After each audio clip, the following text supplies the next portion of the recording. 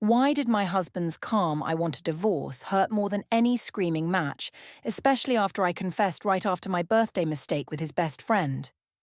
And how did that one cold, emotionless sentence turn out to be the first step in a legal plan he'd been building long before I ever said it out loud?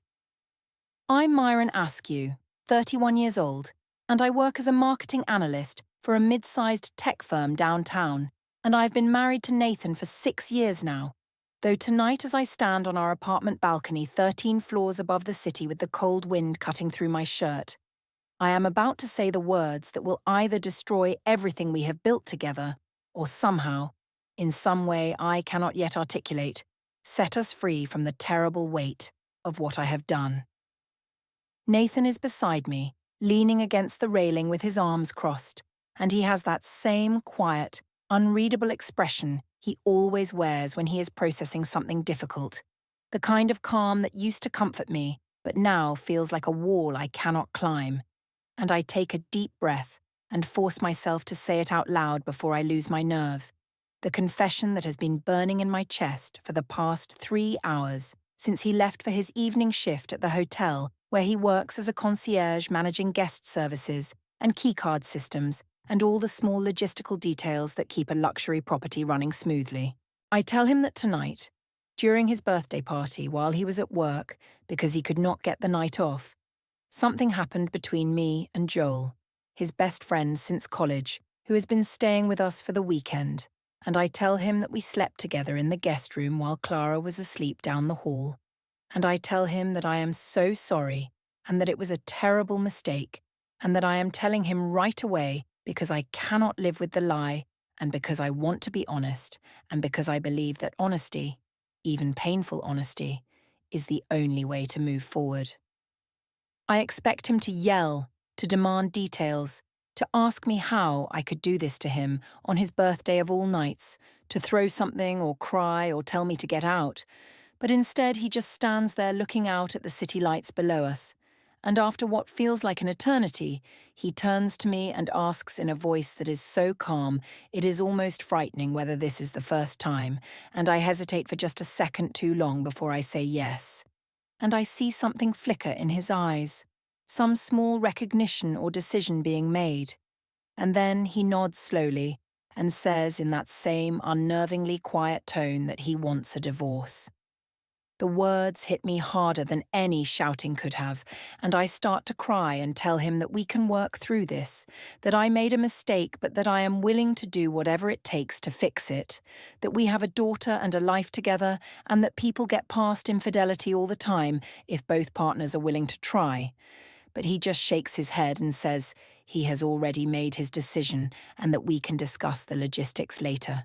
And then he walks inside and closes the balcony door behind him, leaving me standing alone in the cold with my hands shaking and my mind racing through all the things I should have said differently or not said at all. I follow him inside a few minutes later and find him sitting on the couch in the living room, not crying or pacing or doing any of the things I expected, just sitting there with his hands folded in his lap and his face completely neutral. And when I try to sit beside him and reach for his hand, he gently moves away and tells me he needs space and that I should sleep in the guest room tonight. The same guest room where just hours earlier I had betrayed him in the worst possible way. And the irony of that is not lost on me, but I do not say anything because I can see in his posture and his tone that arguing will get me nowhere. The next morning I wake up early and find Nathan in the kitchen making breakfast for Clara, who is 4 years old and completely oblivious to the fact that her parents' marriage has just imploded. And he is patient and gentle with her the way he always is, cutting her toast into triangles and pouring her juice and asking her about the cartoons she wants to watch. And he does not even look at me when I come into the room. And when I try to start a conversation about what happened last night, he simply says that we will talk about it later and that right now he needs to focus on getting Clara ready for her day. I tell him that we cannot just ignore this, that we need to talk about what comes next and how we are going to handle things, and he finally looks at me with an expression I have never seen before, something distant and resolved, and he says that there is nothing to discuss right now because he has already told me what he wants, and that when the time is right, we will sit down and work out the practical details of separating our lives. But that for now he would appreciate it if I could give him the space to process this in his own way. Over the next few days, Nathan continues to be polite but completely detached, speaking to me only when necessary and spending most of his time either at work or in the living room with Clara. And I notice that he has started sleeping on the couch instead of in our bed. And when I suggest that maybe he should take the bedroom and I will take the couch, he says it is fine the way it is, and that he prefers having his own space right now. One afternoon, about 3 days after the confession, I see him checking the mail in the apartment building's ground floor lobby alcove. And he pulls out a plain white envelope that has no return address, and he pockets it without opening it. And when I ask him what it is, he says it is just something work-related, and that I do not need to worry about it. And something about the way he says it makes me feel uneasy, as if there are things happening beneath the surface that I am not aware of. But I tell myself that I am just being paranoid, and that he probably really is dealing with some kind of work paperwork or vendor contract. About a week after the confession, I come home from work one evening and find Nathan sitting at the coffee table in the living room with his laptop open. And I can see from where I am standing that he has a spreadsheet on the screen with columns labelled date and location and amount. And when I ask him what he is working on, he minimizes the screen immediately and says he is just organizing our household bills and trying to get a better handle on our monthly expenses. And I accept this explanation, even though something about it feels off.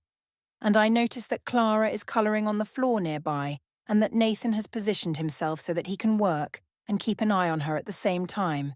the way he always does because he is a naturally attentive father. Later that night, I try once more to initiate what I think of as a healing conversation, something where we can talk through what happened and why it happened, and what we can do to move forward.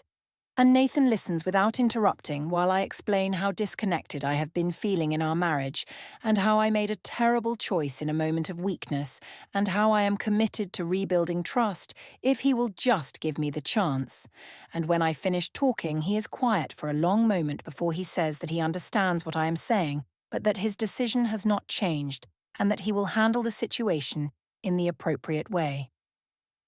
2 weeks pass in this strange, cold limbo, where Nathan and I share the same apartment but live completely separate lives, communicating only about Clara's schedule and household necessities, and I spend most of my time trying to convince myself that his silence is just a phase, and that eventually he will come around and we will be able to sit down and have a real conversation about saving our marriage. But there is a growing sense of dread in my stomach that tells me something else is happening, something I cannot see or control. Nathan has been working his usual evening shifts at the Grandmont Hotel downtown, the luxury property where he manages guest services and has access to all the building systems, including the keycard entry logs and parking garage records and guest booking databases. And I do not think much about his job or what tools he might have at his disposal until much later, when it is already too late to undo the damage that has been building quietly in the background while I have been focused on trying to manage my own guilt and shame. One afternoon I am loading groceries into my car in the supermarket parking lot when I see Tasha Monroe, my best friend since college who works in HR at a different company, and who I asked to cover for me several times over the past 6 months, when I told Nathan I was going on spa retreat weekends with her. And Tasha walks directly toward me with an expression on her face that is somewhere between anger and disappointment. And before I can even say hello, she tells me that she just found out I lied to her about those spa weekends, that she has been contacted by someone asking questions about my whereabouts on specific dates, and that she feels used and manipulated, and that she cannot be part of whatever is happening in my marriage anymore. I try to apologize and explain that the situation is complicated and that I never meant to drag her into my problems. But she cuts me off and says that she has her own career and her own reputation to protect, and that if she is ever asked to make a formal statement about anything, she will tell the truth. And then she walks away without saying goodbye. And I notice a couple loading groceries into the car next to mine glancing over with curious expressions, and I realize that my private crisis is starting to become public in ways I had not anticipated. The following Monday, I meet Joel at a coffee shop near my office because he has been texting me saying we need to talk and that he feels terrible about what happened and that he wants to clear the air. And when I sit down across from him in the corner booth, he looks like he has not slept in days, his eyes red and his hands shaking slightly as he stirs his coffee. And he tells me that he sent Nathan a long text message 2 weeks ago, confessing everything and apologizing and explaining that the affair actually started months earlier at Nathan's promotion party back in April, not just on the birthday night like I had implied in my confession. My stomach drops when he says this because I had no idea Nathan had received this information, had been sitting on these details for 2 full weeks while I was telling him we could work through one mistake. And Joel pulls out his phone and shows me the text thread between him and Nathan, the timestamps and the explicit details and his own admission that I had been the one to initiate the first encounter, and that we had met up several times after that, including 2 overnight hotel stays that I had told Nathan were spa weekends with Tasha. I feel the blood drain from my face as I read through Joel's messages, seeing my own lies reflected back at me in someone else's words. And I realize that Nathan has known the full scope of the betrayal for weeks and has said nothing, has simply continued going to work and taking care of Clara and organizing his spreadsheets and folders. And I ask Joel if Nathan ever responded to his confession, and Joel says yes, just one line that said he appreciated the honesty and that Joel should not contact him again. And then Nathan blocked his number. I leave the coffee shop in a daze, my mind racing through every conversation I have had with Nathan since the balcony confession, trying to remember if he ever gave any indication that he knew more than I had told him. But his face has been so neutral and his tone so controlled that I cannot pinpoint a single moment where he revealed what he was really thinking or planning. And for the first time, I begin to understand that Nathan's silence is not confusion or hurt or indecision, but rather something far more calculated and deliberate. That evening when I get home, I find Nathan sitting at the dining table sorting through mail, and he has created a system of labeled folders spread out in front of him with neat handwritten tabs that say utilities and auto and bank. And when I ask him why he is being so meticulous about organizing our paperwork, he says he is just trying to simplify our finances and make sure everything is easy to access if we need it. And I notice that he has moved his wallet and his keys to a new spot on the entry table near the front door, away from the small ceramic dish where we used to keep them together. And there is something about this small physical separation of our belongings that makes the reality of the situation feel more concrete and irreversible. I go to the mailbox alcove downstairs later that night to check if there is anything I missed, and I find a bank statement for an account I do not recognize, an account in Nathan's name with a number I have never seen before, and the statement shows that the account was opened 3 weeks ago with an initial deposit transferred from our joint savings. I confront Nathan about the account the next morning, demanding to know why he opened a separate bank account without telling me, and he explains in that same infuriatingly calm tone that he is simply separating his work expenses from our household finances to make bookkeeping easier. And when I accuse him of hiding money and preparing to leave, he does not argue or defend himself. He just looks at me with those steady, unreadable eyes and says that he is doing what he needs to do to protect his interests and Clara's future, and that I am free to make whatever financial arrangements I feel are necessary as well. Later that afternoon, while Nathan is at work, I do something I am not proud of, something that crosses a line I never thought I would cross. And I open his laptop when Clara is napping, and I search through his files until I find a folder labelled Archive Home 2025. And inside that folder are 3 subfolders labelled Financial and Communications and Locations. And when I click on Communications, I see exported text threads, including the entire conversation with Joel, and I see another document titled Timeline, April-July, that lists dates and locations and credit card charges, all highlighted in yellow, and I realize with a sinking feeling that Nathan has been building a case against me, documenting every lie and every inconsistency with the kind of methodical precision that comes from someone who has made a decision and is now simply executing a plan. That night, Nathan's phone rings while he is putting Clara to bed, and I see on the screen that the caller ID just says private number. And he steps into the hallway to take the call and closes the door behind him, and I press my ear against the door and hear fragments of his conversation, words like copies ready by Friday and hotel parking logs, and appreciate your guidance. And when he comes back into the living room, I ask him who he was talking to, and he says it was just a vendor from the hotel calling about a delivery schedule. 3 months pass since the confession, and Nathan's 34th birthday arrives on a date that feels heavy with symbolism and unspoken tension.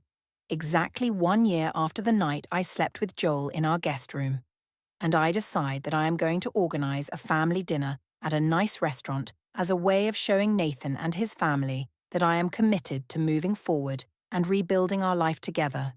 Even though Nathan has given me no indication whatsoever that he has softened his position or reconsidered his desire for a divorce. I invite his sister Rebecca, who everyone calls Becca, and who works as a vice principal at an elementary school and has always been fiercely protective of her younger brother. And I invite his father Roger, who is a retired paralegal from a civil litigation firm, and who has a reputation for being methodical and strategic in everything he does. And I tell myself that if I can just show them all that I am trying, that I am willing to acknowledge my mistakes and work toward healing, then maybe they will help me convince Nathan to give our marriage another chance.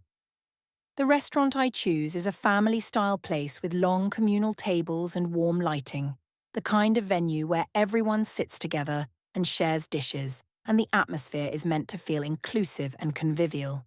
And I make sure to reserve a table that is large enough for all of us, including Clara, who is now 4.5, and who still does not fully understand why the energy in our home has become so strained and careful. When we arrive at the restaurant, Nathan sits down first, and Clara immediately climbs into the chair beside him, which leaves me to sit on his other side. And I notice that when I try to scoot my chair closer to his, he shifts slightly away, maintaining a careful physical distance that anyone paying attention would recognize as deliberate. And across the table I see Becca watching this interaction with narrowed eyes, and Roger exchanging a brief glance with Nathan that seems to communicate something silent and understood. About halfway through dinner, after the appetizers have been cleared and the main courses have been served, I stand up with my wine glass and tap it gently with my fork to get everyone's attention. And I make a toast about second chances and growth through hardship and learning from our mistakes. And I say that this past year has been difficult, but that I believe Nathan and I are building something stronger and more honest than what we had before.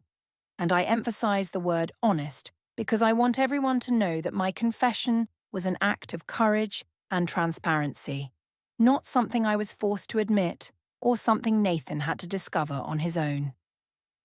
Nathan thanks everyone for coming to celebrate with him and for being supportive during a challenging time, but he does not acknowledge my toast directly or add anything about our marriage or our future. And when I try to lean in and kiss his cheek after I sit down, he turns his head slightly so that my lips barely graze the side of his face, and I see Clara looking confused by the awkwardness of the gesture,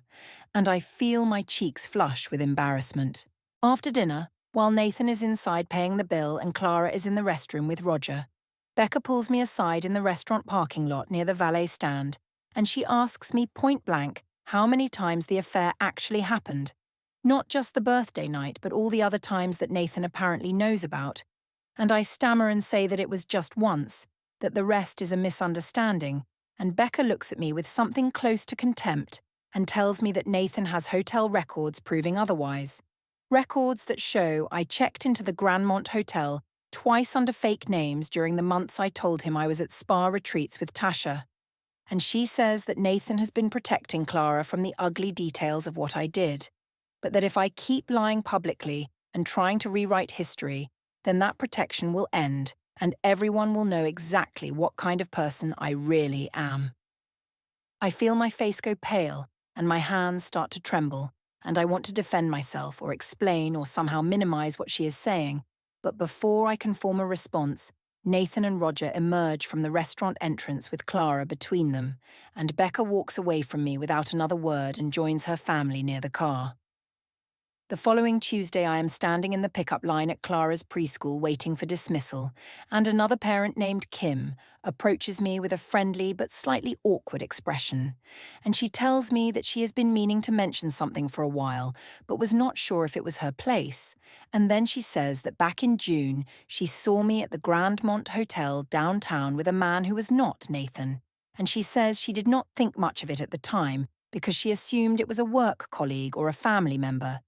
But then she heard through the parent grapevine that something had happened in my marriage and she wanted to make sure I was okay. I feel my throat tighten and I stammer out some excuse about a work meeting that ran late and a friend giving me a ride, but I can tell from Kim's polite but skeptical nod that she does not quite believe me. And I glance over toward the other side of the pickup area and see Nathan standing there with his arms crossed, waiting for Clara to come out of the building. And from the look on his face, I can tell that he heard the entire exchange between me and Kim. And I realize that these small revelations and public moments are adding up in ways that I cannot control or contain. That weekend, Nathan drives to his father's house to help with some project in Roger's garage workshop, and he takes a leather folder with him that I recognize as the same one he has been keeping locked in his car for the past month. And he is gone for nearly 3 hours. And when he comes back, he seems even more resolved and focused than before. And that night after Clara is asleep, he goes into our bedroom, which has essentially become his private space since he started locking the door several weeks ago. And I hear the sound of the lock clicking into place, and I know that he is inside organizing documents or making phone calls or doing whatever it is he does in there when he wants absolute privacy. I notice the next morning that he has added a new contact to his phone, and the contact name is not a name at all but just a briefcase emoji. And when I ask him about it in what I hope is a casual tone, he says it is just a work shortcut for a vendor he deals with frequently. But I do not believe him because Nathan has never used emoji shortcuts for anything in his life. And I suspect that the briefcase icon is actually his way of labeling his attorney or his financial advisor or whoever else is helping him prepare for the legal separation he has been promising since the night on the balcony. 2 days later, Clara comes home from preschool and mentions at dinner that she saw a special folder in Daddy's car when he was driving her that morning. A folder with her and Mommy's names on some of the papers inside. And Nathan shoots me a quick glance across the table to see if I react, and I feel my heart start to pound because I realize that the folder he has been keeping is not just financial records or household bills, but something more comprehensive and damaging. The next afternoon, while Nathan is at work, I do something that I know crosses a boundary, but that I feel I have no choice but to do, and I search his car for the folder that Clara mentioned. And I find it tucked under the driver's seat in a leather portfolio with a zipper closure, and when I open it my hands are shaking so badly that I almost drop it onto the concrete floor of our apartment building's parking garage. Inside are tabs labelled Timeline and Financial and Witnesses and Statements, and under the Timeline tab I see printed copies of hotel entry logs from the Grandmont with my name, and also variations of my name, including my maiden name and my mother's surname. And the logs show exact dates and times when a keycard was issued and when the room was accessed. And beside each entry, Nathan has written in neat handwriting the excuse I gave him on that particular weekend. Things like spa retreat with Tasha or girls' weekend in wine country. And seeing my lies laid out in such cold factual detail makes me feel physically sick. Under the Financial tab, I see bank statements with highlighted charges for rideshare trips to Joel's neighborhood. Hotel room charges that I told Nathan were conference fees or professional development workshops, and ATM withdrawals in amounts that match what I spent on dinners and drinks during the affair. And at the bottom of the stack is a summary page that calculates the total amount of marital funds I used to facilitate the affair, which according to Nathan's careful accounting is $8,200 over the course of 6 months. Under the Witnesses tab, I see printed emails from Tasha, in which she initially agreed to cover for me, followed by a more recent email in which she apologizes to Nathan, and says she was misled about the true nature of my absences, and that if asked to provide a formal statement, she would have no choice but to tell the truth. And there is also a printed text thread between Nathan and Joel, in which Joel admits everything and provides dates and locations and expresses his remorse. And I realize that Nathan has been quietly collecting testimony from everyone involved, while I have been operating under the assumption that I could somehow manage the narrative and control what people knew. I photograph several pages of the folder with my phone, my hands still trembling, and then I carefully place everything back exactly as I found it, and zip the portfolio closed and slide it back under the driver's seat, and I sit in my own car in the parking garage for almost 20 minutes trying to process what I have just seen. Trying to understand how Nathan has been able to gather this level of detail without me noticing. And then I remember that he works at the hotel, that he has access to all the guest systems and parking logs and security footage, and that he has probably known about most of my lies for much longer than I ever suspected. When I get back upstairs to the apartment, I feel a rising sense of panic that I cannot suppress, and I try calling Nathan's cell phone to confront him or to beg him to stop whatever he is planning, but he does not answer. And when I call the hotel, the front desk receptionist tells me that Nathan is with a guest and cannot come to the phone right now, and I am left sitting in the living room staring at my phone and trying to figure out what to do next. That evening when Nathan comes home, he is calm and composed as always, and he asks Clara about her day at preschool and helps her with a puzzle on the living room floor. And when I try to pull him aside to talk privately, he tells me that whatever I need to discuss can wait until after Clara goes to bed, because he does not want to have adult conversations in front of her. And there is something so maddeningly reasonable about his tone that I want to scream. But I force myself to wait until Clara is asleep, and then I confront him in the hallway outside her bedroom door. I ask him directly what he is planning with all the documents and evidence he has been collecting, and he looks at me with that same neutral expression and says that he is simply organizing records in case they are needed for the separation proceedings. And when I accuse him of building a legal case against me, as if I am some kind of criminal, he does not deny it. He just says that he is protecting his interests and Clara's interests, and that he has every right to document the financial impact of my choices. And then he walks past me into the bedroom and closes the door, and I hear the lock click into place. The next morning, I try to access our joint savings account online to see if I can at least secure some funds before Nathan does. But when I log in, I see that the account has been frozen with a note that says, "Hold pending legal review." And I immediately drive to our bank branch and demand to speak with someone who can explain what is happening. But the teller who assists me says that she cannot provide details about the hold, only that it was placed at the request of one of the account holders, and that it will remain in effect until certain legal conditions are met. I ask her if Nathan is the one who placed the hold, and she says she cannot confirm or deny that information due to privacy policies. And I leave the bank feeling completely helpless and realizing that Nathan has been several steps ahead of me this entire time, anticipating my moves and cutting off my access to resources before I even knew I needed to secure them. When I get home that afternoon, there is a certified letter in our mailbox alcove addressed to Nathan, and the return address is from a law firm downtown that I recognize from my frantic internet searches as one of the top family law practices in the city. And I hold the envelope in my hands for a long moment debating whether I should open it, even though it is not addressed to me. But ultimately I decide that I cannot risk tampering with his mail, because that would only give him more ammunition to use against me. So instead I photograph the envelope and the return address with my phone, and then place it back in the mailbox slot where I found it. Later that evening, Nathan retrieves the mail and I watch from the kitchen as he sees the certified letter and opens it calmly, reading the contents without any visible reaction. And then he folds the letter and places it in his briefcase and goes about his usual routine of making dinner for Clara and checking her homework and reading her a bedtime story. And the normalcy of his behavior is somehow more terrifying than if he had come home angry or upset or ready to fight. That night, after Clara is asleep and Nathan has retreated to the locked bedroom, I receive a text message from Tasha that makes my stomach drop. And the message says that she was contacted by someone representing Nathan who asked her to provide a deposition statement about my whereabouts during the weekends in April and June,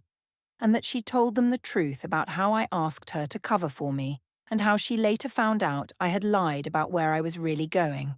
And she ends the message by saying that she is sorry, but that she cannot lie under oath, and that she hopes I understand. I try calling Tasha immediately after reading her text message, desperate to understand exactly what she told Nathan's representative and whether there is any way to convince her to reconsider or at least soften her statement.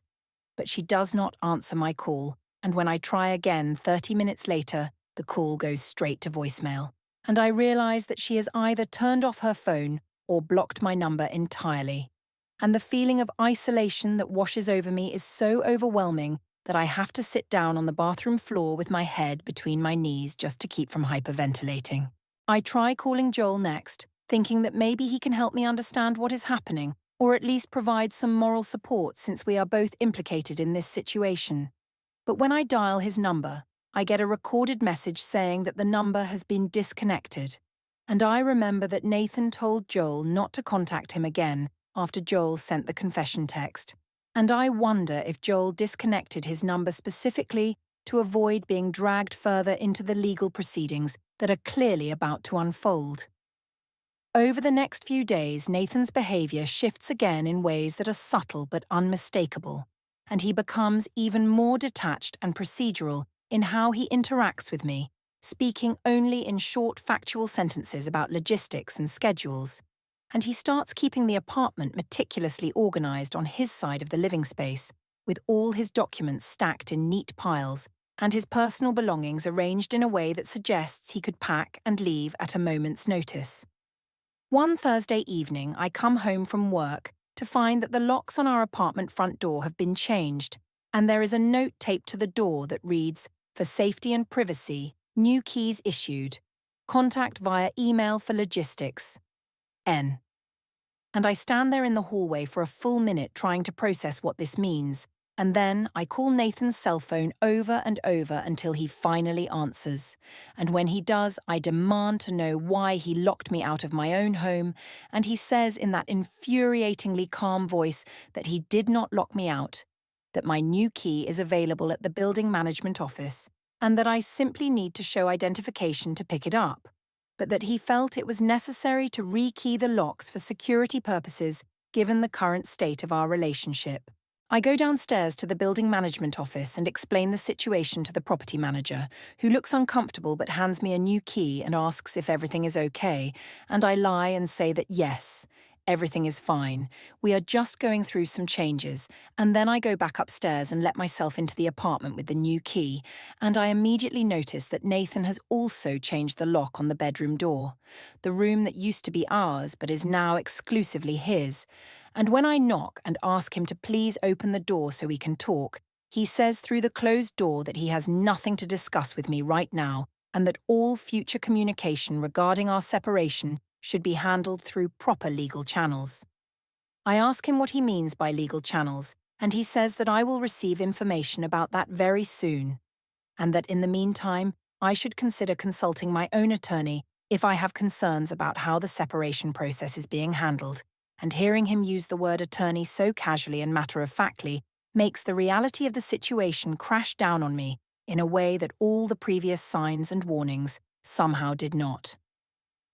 The following Monday, I wake up to an email from Nathan that was sent at 5 o'clock in the morning, and the email is formal and impersonal and includes an attached document that is labelled Proposed Custody Calendar. And when I open the attachment, I see that he has created a detailed schedule for the next month, showing exactly which days Clara will be with him and which days she will be with me. And the schedule includes specific pickup and drop-off times and neutral exchange locations like the library parking lot and the community centre. And at the bottom of the document, there is a note that says, "This is a proposal for temporary arrangements pending formal legal resolution. You are free to consult your own legal counsel regarding any concerns." I call Nathan immediately, not even caring that it is barely 6 in the morning, and I tell him that we have not agreed to any of this and that he cannot just unilaterally decide how our daughter's time is going to be divided. And he responds that he is not making unilateral decisions. He is making a proposal that we can either agree on informally or that will eventually be decided by a court,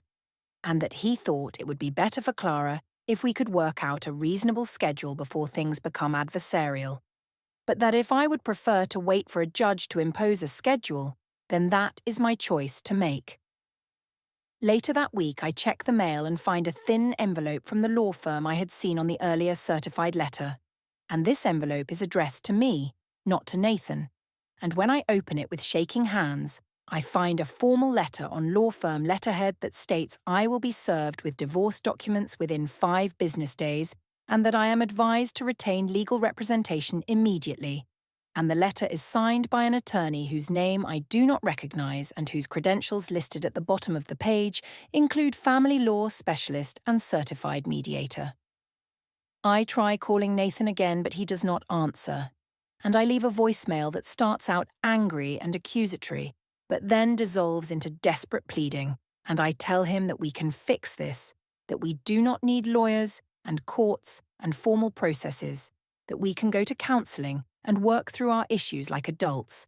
But even as I am saying these things, I know they sound hollow and unconvincing because Nathan has made it abundantly clear through his actions that he has no interest in reconciliation or repair. I spend the next several days in a state of anxious paralysis, unable to focus at work and barely able to function at home, and I start researching divorce attorneys online, but quickly realize that I cannot afford the retainer fees that most of them are quoting without access to our joint savings account, which is still frozen.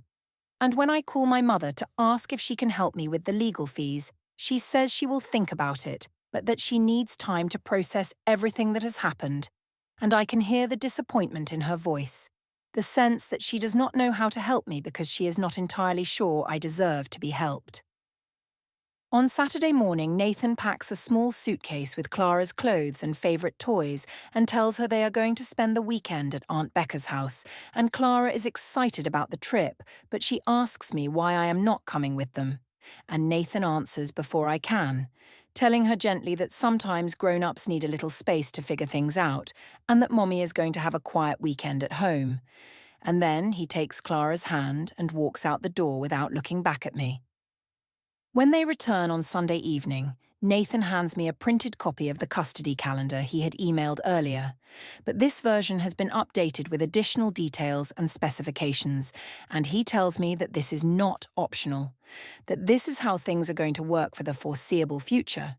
and that if I have objections, I should communicate them through my attorney once I retain one. On Tuesday morning, I wake up to a text message from my office building's security desk that simply says I have a visitor waiting for me in the lobby and that I should come down when I arrive, and I assume it is a delivery or maybe a vendor dropping off samples for one of our marketing campaigns. So I throw on my blazer over my blouse, grab my coffee tumbler from the kitchen counter, and head down to the lobby, feeling annoyed but not particularly concerned about whatever minor interruption is waiting for me at the start of my workday. When I step out of the elevator into the ground floor lobby of the office tower, where my company rents space on the 14th floor, I see a woman in a business suit standing near the security desk with a clipboard in her hands, and she looks up as I approach and asks in a clear professional voice whether I am Myron Askew. And when I confirm my identity, she hands me a thick manila envelope and says that I have been served and that I need to sign a form acknowledging receipt of the documents. I stand there frozen for a moment as the security guard behind the desk watches with uncomfortable curiosity, and I notice that 2 of my co-workers who were waiting for the elevator have stopped to see what is happening, and the woman repeats that I need to sign the form, so I scribble my signature with a shaking hand and take the envelope from her, and she thanks me in that same neutral professional tone and then walks out of the building, leaving me standing in the middle of the lobby with my coffee in one hand and the envelope in the other, while my colleagues pretend not to stare. I open the envelope right there, unable to wait, and the first page I see is titled Petition for Dissolution of Marriage with Temporary Financial Orders and Custody Modification Motion. And my vision blurs slightly as I flip through the pages and see exhibit after exhibit, hotel folios with my fake check-in names circled in red ink, printed text messages between me and Joel with timestamps showing our affair timeline, credit card statements with highlighted charges totaling $8,200. A sworn declaration from Joel Hendry admitting that I initiated the affair and coordinated multiple meetups. A witness statement from Tasha Monroe confirming that I asked her to provide false alibis. Parking garage logs from the Grandmont Hotel showing Joel's vehicle entering 14 separate times over 6 months. And rideshare receipts with GPS coordinates proving I traveled to Joel's apartment on dates I told Nathan I was working late.